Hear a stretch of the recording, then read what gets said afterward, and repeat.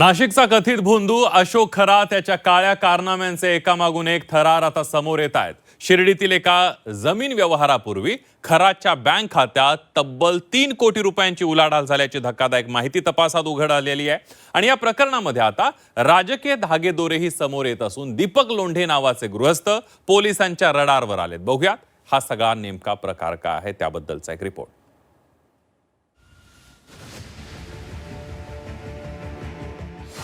Ashok खरातच्या bank खात्यातून 21 कोटींचे व्यवहार, जमीन व्यवहारातून खरातचे राजकीय कनेक्शन पुढे येणार, खरातची आर्थिक कुंडली पोलीस मांडणार,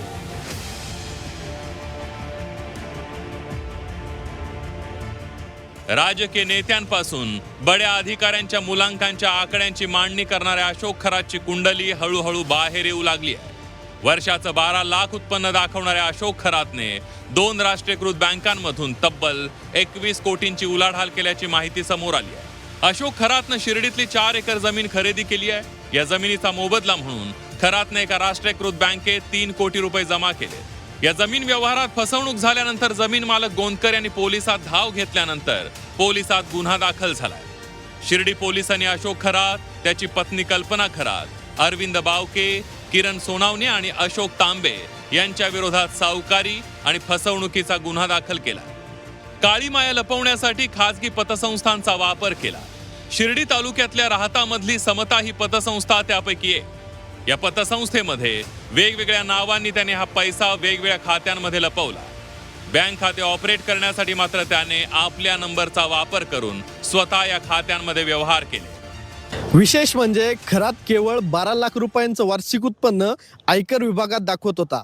असं असताना मागील 2 वर्षात खरातच्या 2 बँक खात्यांमधून 21 कोटीहून अधिक रुपयांचे व्यवहार कसे झाले आणि ते कुणाच्याही लक्षात का आले नाही हा प्रश्न अनुत्तरित आहे।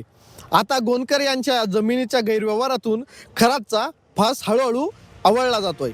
खरातला ओळखणाऱ्या व्यक्तींच्या म्हणण्यानुसार त्याने गेल्या काही वर्षात जमीन खरेदीचा सपाटा लावला होता। वेगवेगळ्या मार्गातून त्याच्याकडे पैसा येत होता। हा पैसा राजकारणी, बडे अधिकारी यांनी भ्रष्टाचारातून कमावलेला असल्याचं सांगण्यात येत आहे।